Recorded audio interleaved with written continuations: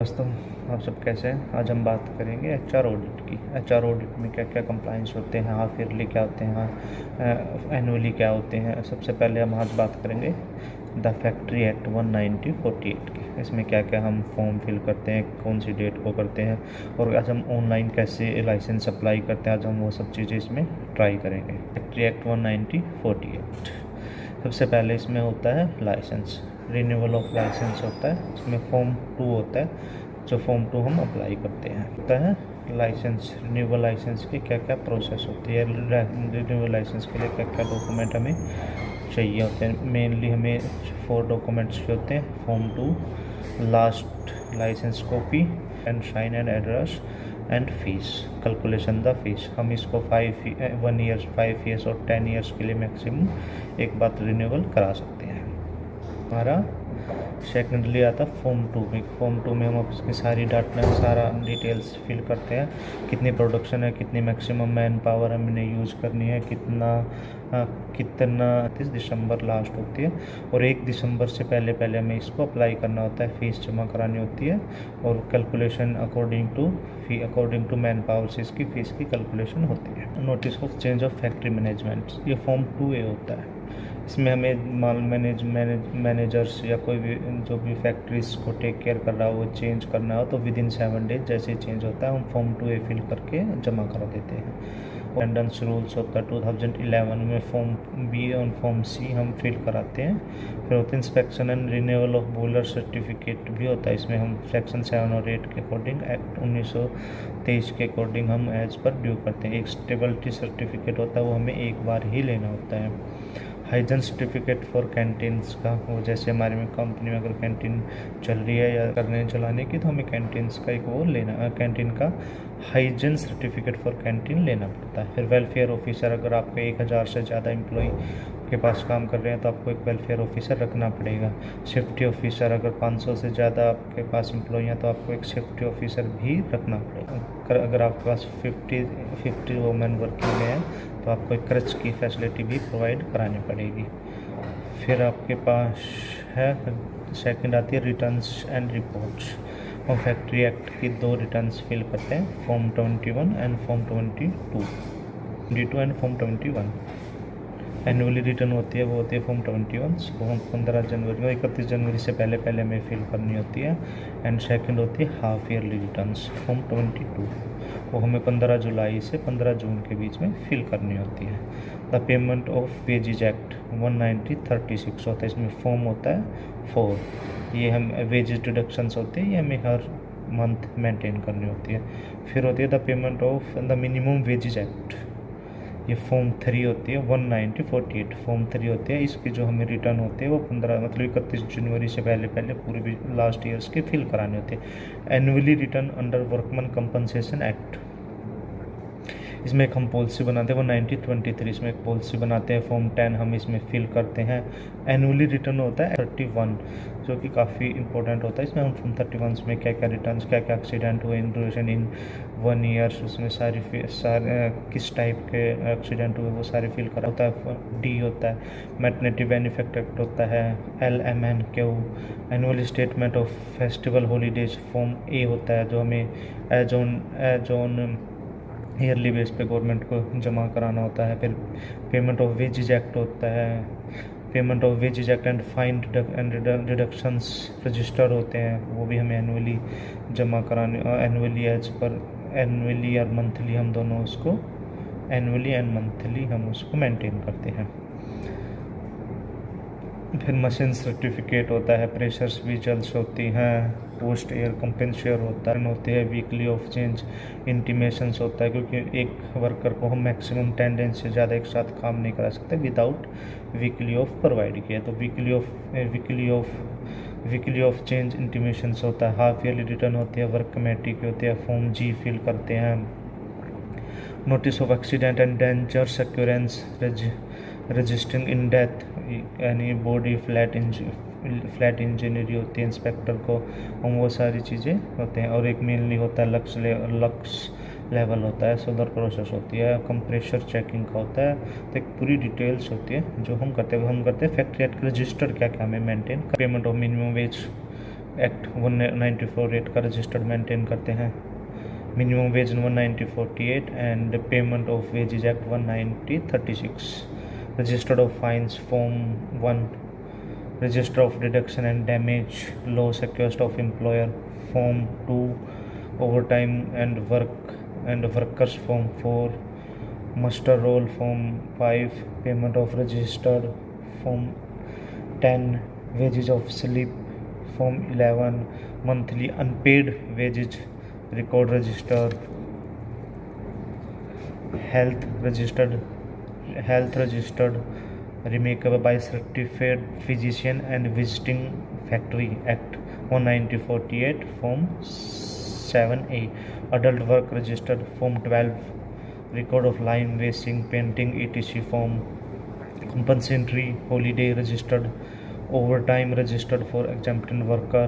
factory inspection book factory act 1948 form 35। leave with wages registered form 5। advance form 3। registered of advance form 3। accident danger occurrence registered form 26। casual or ML leave registered form B। drinking water testing report by external agency ये हमें yearly करनी पड़ती है।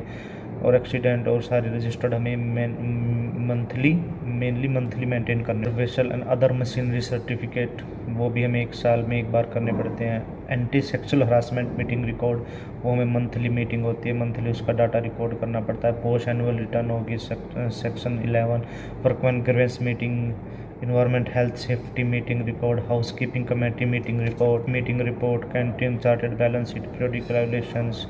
Casual HR को क्या क्या policy हमें company में मेंटेन करनी पड़ती है। इसी की पॉलिसी हमें क्या क्या मेंटेन करनी है। नंबर 1 है ऑन साइट इमरजेंसी प्लान होना चाहिए। हेल्थ एंड सेफ्टी पॉलिसी होनी चाहिए, अप्रूव्ड होनी चाहिए और वो हर जगह डिस्प्ले होनी चाहिए। Update personal and HR manual update होना चाहिए। Certificate copy for standing order होना चाहिए। Industrial employment standing rules according to 1946 copy in Hindi and English and local language. Anti sexual harassment policy होनी चाहिए हिंदी एंड इंग्लिश में। List of authorise signatory की update होनी चाहिए। हमें कंप्लाइंस चेकअप लिस्ट होनी चाहिए for all employ done by maintain. Medical checkup certificate with maintain by department. Photography, canteen worker, buffing, boiler, electrician, chemical सबके होनी चाहिए। Record of fire and safety training होनी चाहिए। Ambulance room and ambulance availability होनी चाहिए। Creche room and display attendant name होना चाहिए। First aid box installation होना चाहिए। First aid trained person and certificate होना चाहिए। ग्रुप मेडिकल इंश्योरेंस रिकॉर्ड होना चाहिए। ग्रुप टर्म लाइफ इंश्योरेंस होना चाहिए। Group personal accident injury in इसके फिर आता है हमारा employ provident fund, employ state insurance act. हम सीखेंगे कि ऑनलाइन सबसे पहले हमें खोलना है invest Haryana. Invest Haryana type कीजिए।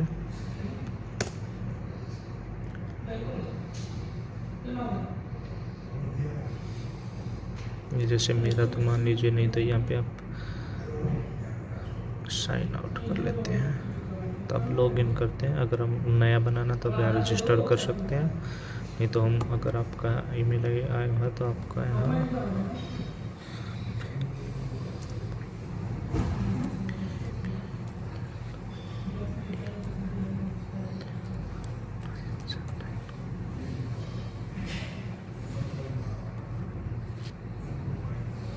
ID पासवर्ड डालना, मेरा कुछ भी हो सकता है, आपको अपना डालना पड़ेगा।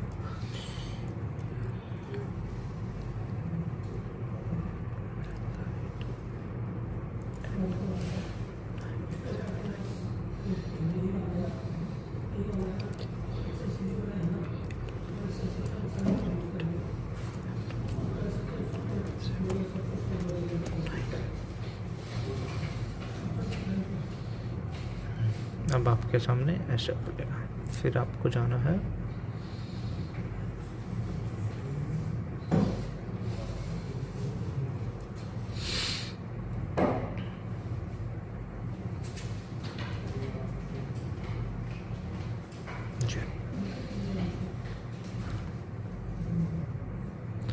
जो सर्विस आपको रिक्वायर्ड है,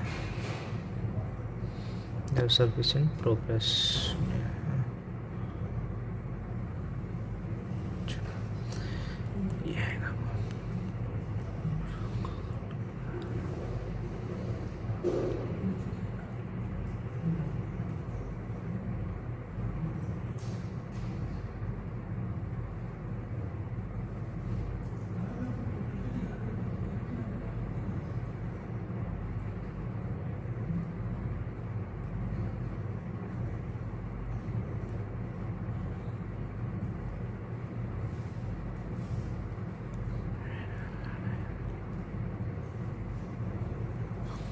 अब हमें जाना है यहाँ पे इस पे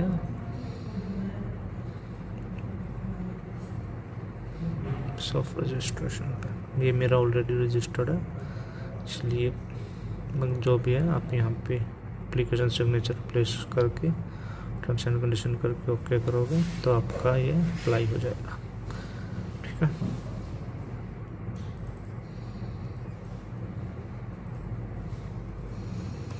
इसके बाद अगर आप तो आप आ जाइए HRY पे।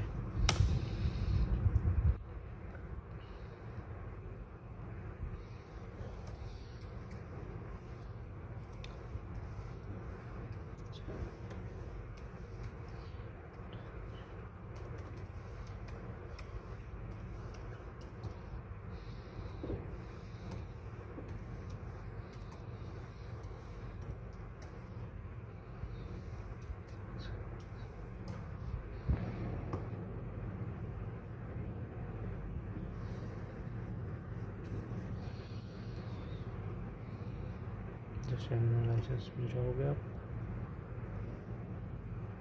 जैसे हमने अभी रिन्यूअल किया है, प्रोसेस में देख लेते हैं।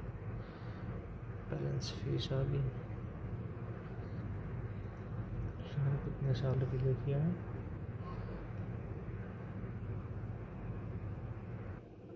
फ्यूज कैलकुलेशंस में हम देख लेते हैं। हमने किया है 5/7/2027 तक करने हैं, तो आप यहाँ से पे करके फीस पे कर सकते हैं।